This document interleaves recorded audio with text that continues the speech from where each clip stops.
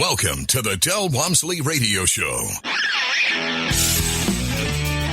Del challenges the status quo, questions everything, and empowers you to return to your core beliefs to make your life better. If you're ready to hear the truth and get your roadmap to the lifestyle you really want, the next hour will change your life. And now, your host, self-made millionaire, national award-winning investor of the year, CEO and founder of Lifestyles Unlimited, Del Walmsley.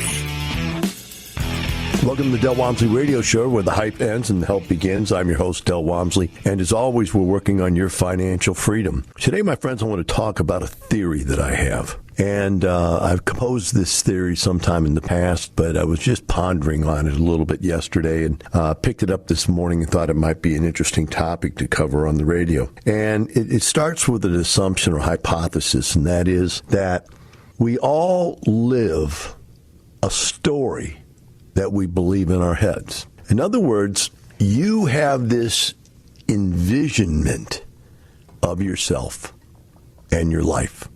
Who you are, why you're on this earth, what you're here to do.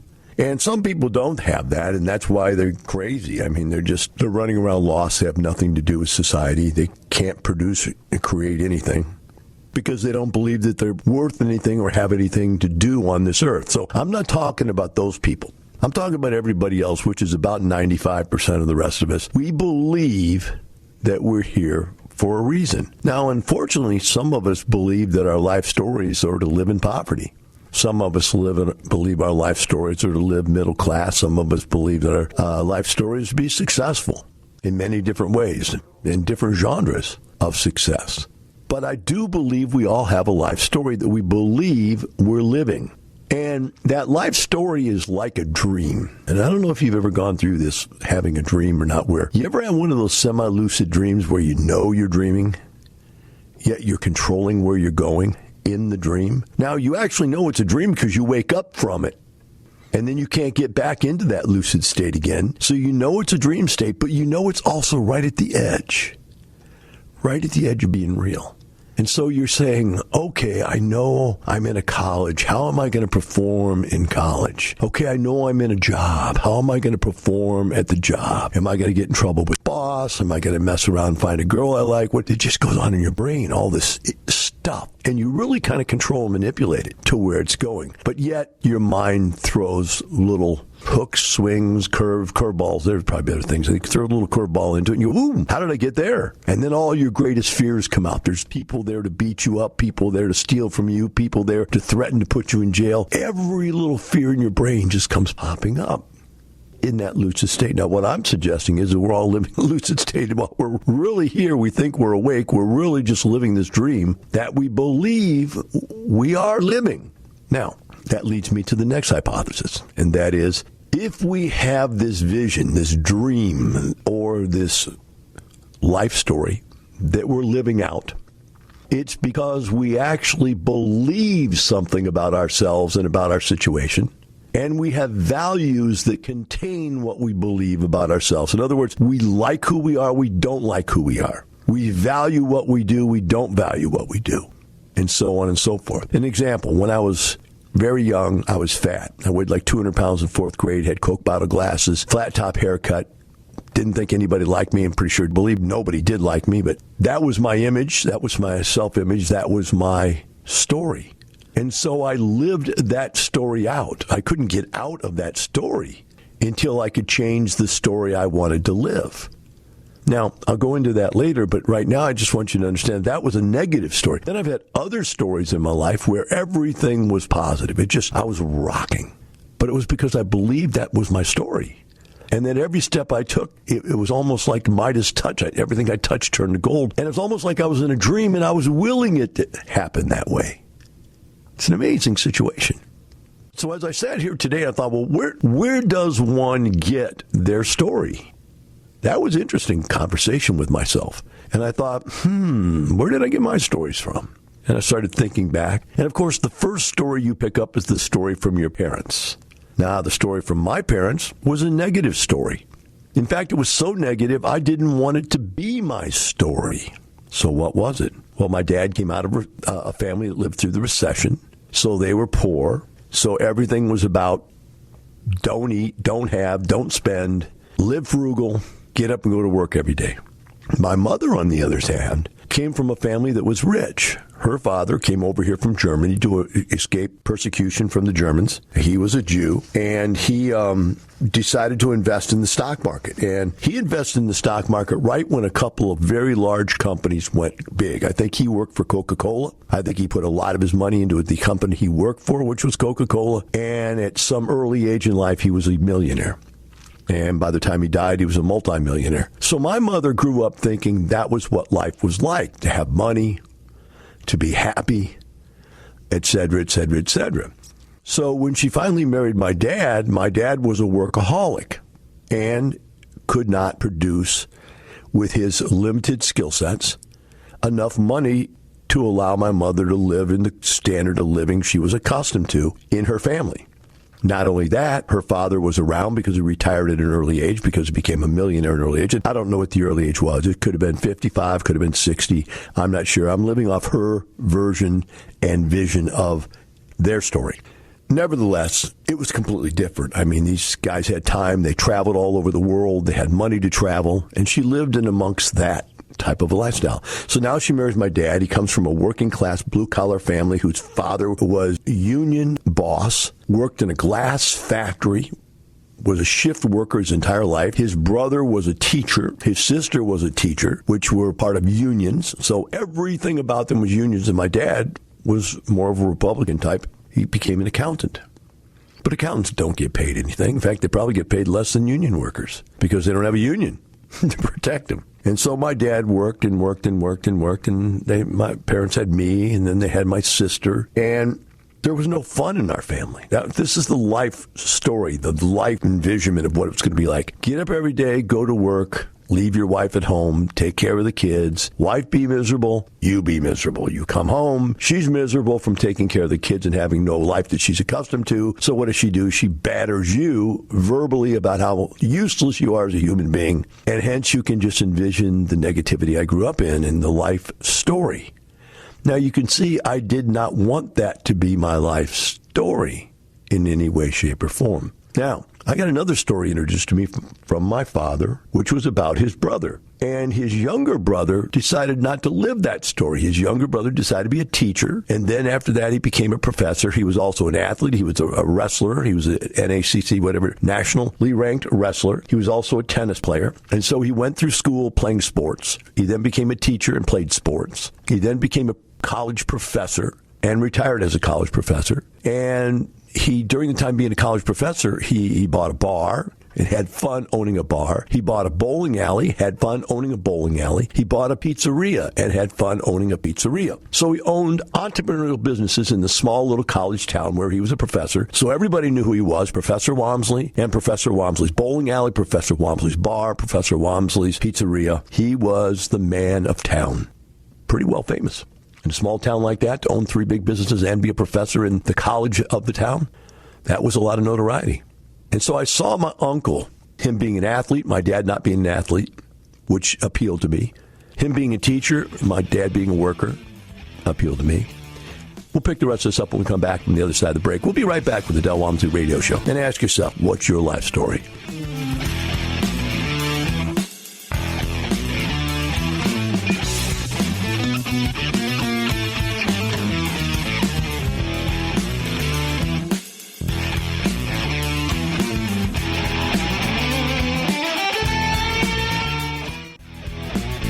Welcome back. Now here's some more unconventional wisdom to set you free from the man on a mission to retire America, one person at a time, Del Walmsley.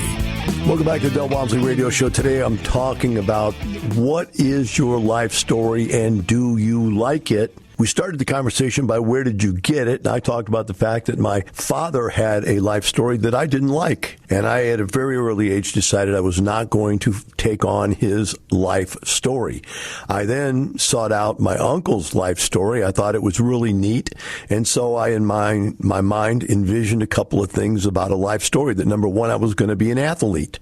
That's what my uncle was. Number 2, I was going to be an entrepreneur. That's what my uncle was.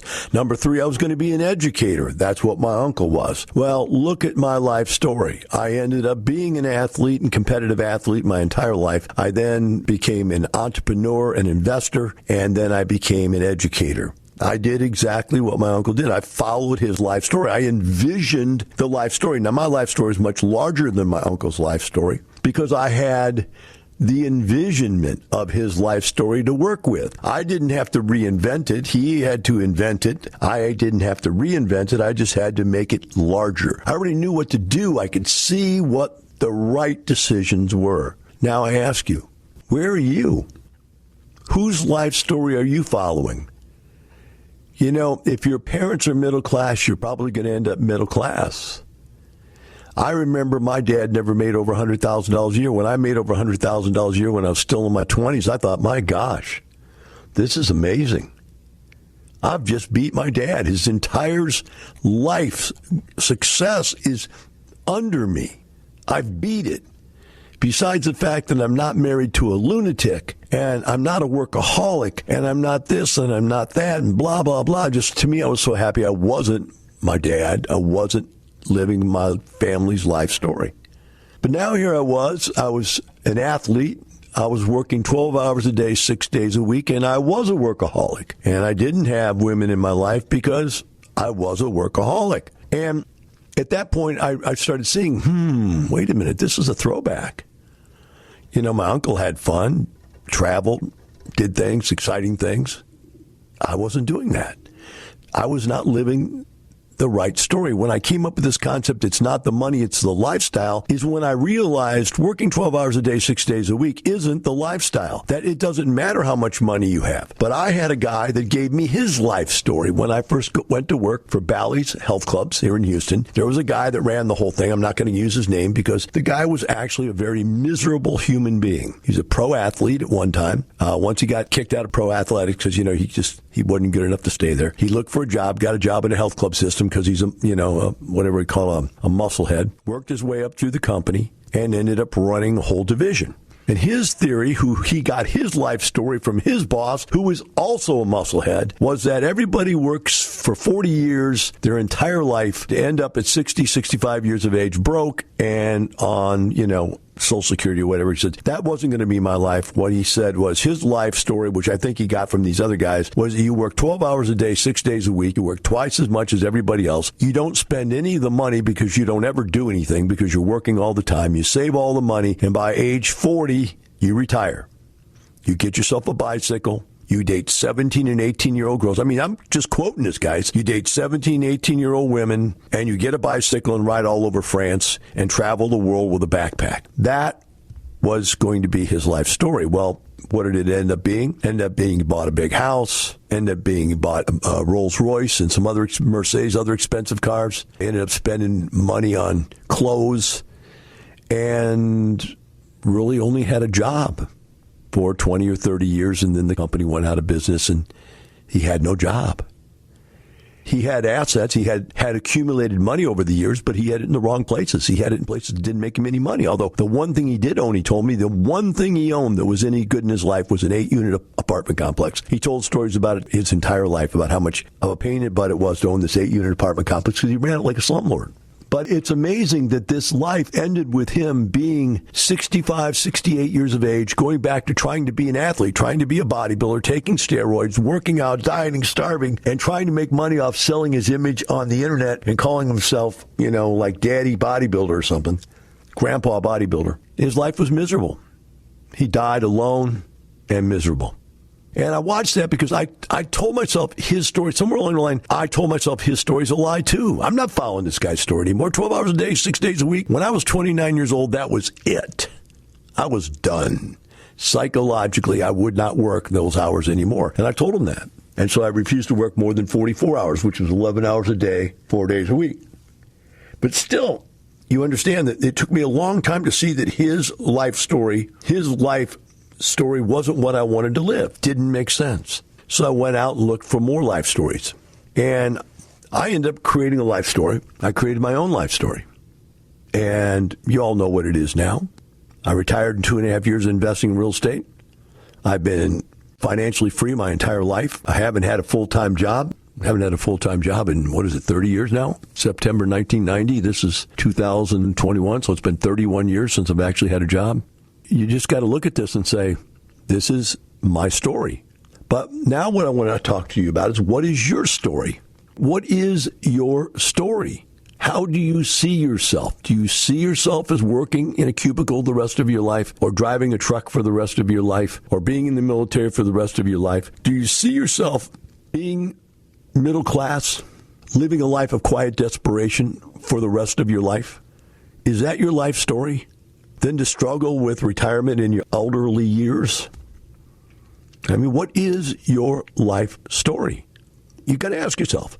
Now, I remade my life story. I came up with my own version of my life story. And when we come back from break, I'm going to talk to you about the different phases of that and how it changed. And we can look at it from the point of view, okay, I'm telling you about me. I'm sharing my pain with you so that you can wake up to the fact that you're not perfect and that your life story could be flawed. And it might be time for you to start thinking about changing it, because it can be changed. That's the reality I came across, is that a life story can be changed. If you continue to believe your life story is what you continue to believe it is, whatever you say you can, you can. Whatever you say you can't, you can't. And whatever you believe you are, you will be. You have to decide to change your life story. And when we come back, we'll talk about the different points in my life where I realized it was time to change my story. Take a short break. Be right back with the Del Walmsley Radio Show.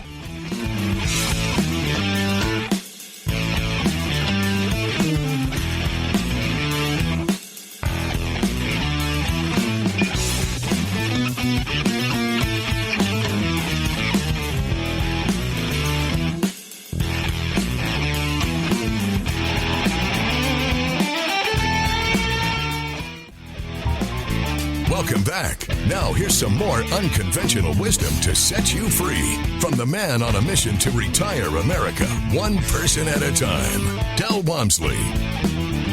Welcome back to the Del Walmsley Radio Show. Today we're talking about, what is your life story? And I think you should think about that. Think about, what is your life story? What do you believe about yourself?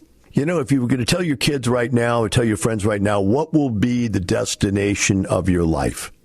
I told people the destination of my life a long time ago was I was going to be speaking in front of thousands and thousands of people on how to change their lives. I willed that into place about 30 years ago. I told people, everybody around me, this is what's going to happen. It's just a matter of time. Just a matter for people to find out that I've got something to say that they need to hear. So it just took a while. Stuff doesn't happen overnight, but you put something in motion. And what happens is there's 1,000 different things that you could choose from each and every day, but you get up and you make choices. And those minuscule little choices you make every day lead to great ends at some point. They multiply. They compound. So I was promised I was going to tell you some of the stories in my life changed my life. One of them was, my first one was when I was a little kid, and my mom was an alcoholic, drug addict, unhappy. And whatever it is that word is for, she believed every kind of illness you could have, she has. Hypochondriac, I guess that's the word maybe. My dad was a workaholic, never home. Worked from early in the morning till late at night every night. So he was never around. My mother was almost incapacitated with drugs, both prescription drugs and alcohol. And she pretty much demanded that I take care of my little sister. And if anything ever went wrong around the house, since my dad wasn't there and my mom was incapacitated, they blamed it on me. And I'm a little kid. And they're trying to make me the adult of the family and raise my sister and take care of my invalid mother, et cetera, et cetera, et cetera, and take care of the house chores and duties that a father would take care of. And at some point I rebelled, and I lost it, and as a lot of other kids lose it when they're young. And my mom, being a psychotic, who had already been seeing a psychiatrist almost her whole life, said, it's time to take this boy to a psychiatrist because he's just as lunatune as I am and anybody in our family. There's just this streak of insanity in our family. So she took me to a psychiatrist. And I was able to convince the psychiatrist that these guys were whacked out and treating me terribly. And the psychiatrist saw it. I actually showed it. I said, watch this. We went out and went through some interaction. I came screaming back to the psychiatrist. See, they did it again. They did it again. And he goes, you know what? You're right. And so the first win I ever had in my life was when this psychiatrist said, you're right. Your parents are not treating you the way they should. They're not raising you the way a child should. And told them, hey, back off. Let him be a child. When that happened, that was a good thing in my life. That gave me some self-confidence. The next thing that happened was I was in school and I was 200 pounds in fourth grade. I hated myself and my home experience was terrible. Now that my home experience got a little bit better, I decided that, I kept reading bodybuilding magazines thinking that, I've got to change. So I decided that what I'm going to do is I'm going to go ahead and fix myself. And so I found a book by a guy that was 400 pounds. Bruce Randall, and went on his diet and went on his weightlifting program. And within a summer, I'd lost 50 pounds and had turned muscular and strong and grew a couple inches, which also helped. And I went on to be captain of the football team in high school. I ended up falling in love with a girl who was very beautiful, and she ended up being the queen of the prom. I was king of the prom. I was class president. And so, again, I built this dream of being popular in high school, being the athlete, getting the prettiest girl, and the whole thing is just a vision. I mean, it's just a story. Do you understand? It's a Cinderella story is what I'm talking about here, guys. And I made it all up in my mind, and yet I lived it throughout my life. Now, it wasn't to be, it was up to me. And I created that story. And that's what I'm trying to tell you. Create your story. The next thing is I quit college because I wanted to be rich. I said, I'm wasting my time here. I want to get out there and go to work. And I got out there and found that I couldn't get very good jobs, ill-paying jobs where they took advantage of you. There was really nothing. And then I made another decision. Instead of working in the rat race for the rest of my life, I'm going to do what I like to do. I'm an athlete. I'm going to go work at a health club. I don't care what I make. Money is not important. It's not the money. It's the lifestyle. I want to be around the gym around things I like. I can teach, which is one of the things I love to do. And I can also bodybuild, which is one of the things I love to do. And so my life will be quality. It's not the money. It's the lifestyle was designed right there. And I went to work in a health club and enjoyed it until 12 years later where I could see I had no life because I worked 12 hours a day plus worked out for bodybuilding and had no social life. Then I realized that my life story had changed into me being a workaholic. It morphed. Now I was a successful workaholic, but I was a workaholic, and I wasn't rich. And then I tell the story of how I met a guy working in the health club who was there every day from about 11 in the afternoon to 3 or 4 in the afternoon. He played racquetball every day. He took steams, and he swam, and he lifted weights and stuff. He just had fun, talked with people, came to the gym, just messed around. I asked him one day, after weeks of seeing this guy do this, what do you do for a living? Guy said, I own real estate. And that was it, man. I had to own real estate. I started looking around to figure out how to do it, and I got as much information as I could, and I took out onto my path and started buying real estate. So there again, I changed my story of my life. I'm going to be a real estate investor. And I just changed it. And then I got to where I made enough money I could afford to leave the 12-hour day job and become a full-time real estate investor.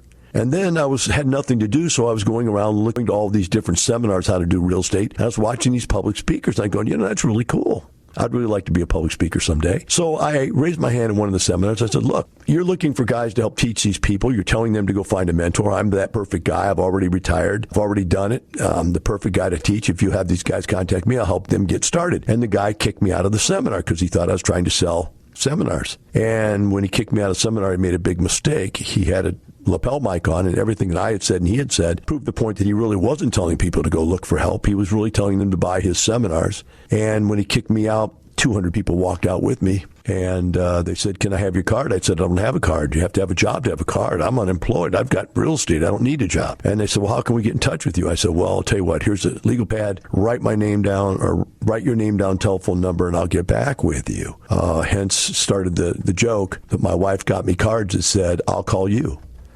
Because I don't have cards. Because people don't call me. Because there's no reason to let people call you unless you have a job. And if you don't have a job, you don't need to have a card. And so at that point, I started Lifestyles Unlimited. I started teaching people.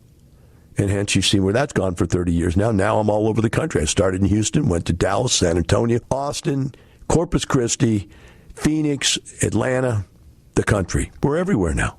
again, about a couple years ago, about 15 years ago, decided the story needed to be we're all over Texas and not just one city. We're not just one city. We're a whole state. And then I decided the story needs to be we're a whole nation, helping people in this entire country. Someday there'll be a program that's so large that everybody in this country can know about it and get involved in it and change their life, almost like going to a college course or a college education on financial freedom.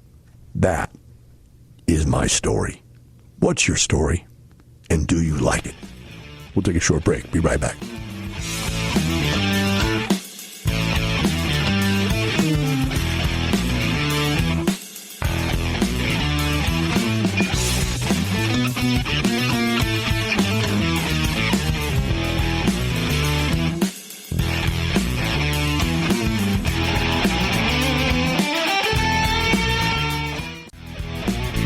Welcome back. Now here's some more unconventional wisdom to set you free from the man on a mission to retire America, one person at a time, Del Walmsley.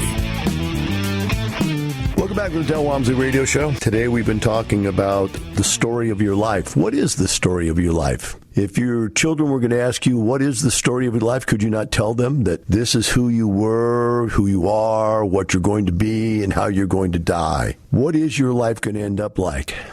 Are you ever going to be famous?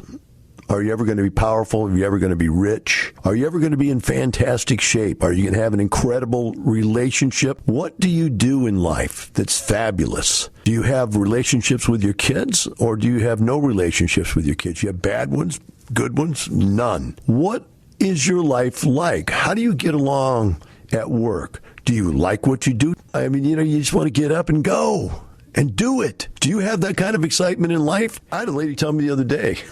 It was hilarious. I can't remember who it was. I think it was the lady who was giving me a COVID shot. By the way, I'm double COVIDed now. I am now a part of the herd immunity herd for COVID-19. So, but I had a lady tell me, thank goodness it's Friday or something like that. But I don't know any of these things because I've never been that distressed about work. But hers was thank goodness it's Thursday or something. Only one more day left. Just looking at life like that I got one more day, I got to get out of here. That type of a life. Is that the way you live your life? Now, I'm going to share one more story with you, just for you to see how important this life story stuff really is. And that is, early on in my life, I came up with a life story that every male in the Walmsley family died by age 65. Why did I come up with this? I had an uncle die at 40.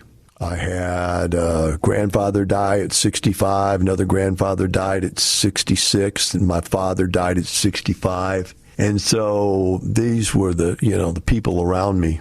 And so it was very easy to see if 4 out of the, really 5 people I knew had died by that age, and the only other male there was in my family was younger than that, so he might have died by then. I thought that was my story. So I came up with this life story that I was going to live life to the max. I used to say things like, I'm going to live life to the max and die and leave a good-looking corpse. And, it was all things for rationalizing the fact that I'm going to be gone by 65. I better have a heck of a lot of fun before then, so that I don't have the number of years everybody else has, but I have a lot better years. So there's an old saying somewhere along the way that says, some of you have lived, but most of you have never really lived. And it's not how long you live, but it's how good you live that makes a difference. So that was my rationalization. That was my life story. I told everybody that, and I was really adamant that was what was going to happen. Then one thing, something happened. Lo and behold, about 2 or 3 years ago, maybe 4 at the most, can't really remember, I started being connected to my uncle. I started meeting some of my old family members, and I had an uncle. Now, my uncle was younger than my dad, but he was older than me, and he was like 70-something. And all of a sudden I saw there was a Walmsley that lived to his 70s. I go, well, that's the fluke. This guy never smoked. He was, like I said, he was an athlete. And he was a professor, so he never really had to stress. He had money from being both an entrepreneur and being a professor. Even when he retired, he had a retirement plan, so there was no stress in his life. And so I figured that non-stress and the fact that he was an athlete his whole life, the fact that he never smoked, which everybody in my family smoked, not except me, and I figured that's why he was alive, and it was a fluke. But then somehow he and the rest of my family started working on me, telling me, no, it's not a fluke. It's a set of facts. The facts were he's an athlete, you're an athlete. The facts are he doesn't smoke, you don't smoke. Now, I've had so many illnesses that were so devastating, at least 3 times. One time I did die. They brought me back to life. And I had my appendix burst, and my dad wouldn't take me to the hospital until I was dead. Took me in an ambulance dead, and they brought me back to life. I had got staph and almost died. They told me if I'd been there, an hour later, I would have been dead. I got cancer and didn't die from it, but I got cancer. So I've had these life-death experiences all by the time I was 50 years of age. And so 65 seemed like, I had everything could be wrong with me. Everything in the blood workup that should be high is low, and everything should be low is high. So I saw 65 as it's right around the corner, blah, blah, blah. But all of a sudden, I got to be 63, and I got to be 64. And I spent more and more time talking to my uncle, who was 82. I watched him go to 82. And then all of a sudden, I realized, this guy's 18 years older than I am, and I'm 64, but I don't feel like I'm going to die. I don't feel old. I don't feel like the kinds of things I thought you would feel before you die. My dad had a quadruple bypass. He had lung surgery, had lung cancer from smoking. And, I've had a lot of things, but I was still here and I felt pretty good. And so I all of a sudden said, you know what? I think I'm going to rewrite the story of my life. And all of a sudden, I started putting together a new story. I wrote this new story in the book of life called Del Lives to 80. So I went out and started buying investments that would last exactly 15 years to age 80. And I redid all of my financial plans to survive in business to age 80. We had just a few years ago been thinking about taking me out of lifestyles completely and replacing me completely. Instead, I designed it to where I just went to doing the radio, but I was still active in some way, shape, or form because inactivity leads to death. And so I created the age 80 plan. It's not the money. It's the lifestyle. And the lifestyle comes from your life plan. Do you like the one you have? Or is it time to change? Think about it. Have a great day. We'll see you tomorrow. The information and opinions you hear on the Del Walmsley radio show are those of the host, Del Walmsley, his guests, and his callers, and do not necessarily reflect the opinions of this station, its affiliates, its management, or advertisers. The Del Walmsley show is for entertainment purposes only. Please consult a professional regarding your personal investment needs. Nothing presented on the Del Walmsley show constitutes an endorsement, recommendation, offer, or solicitation to buy or sell any product or security.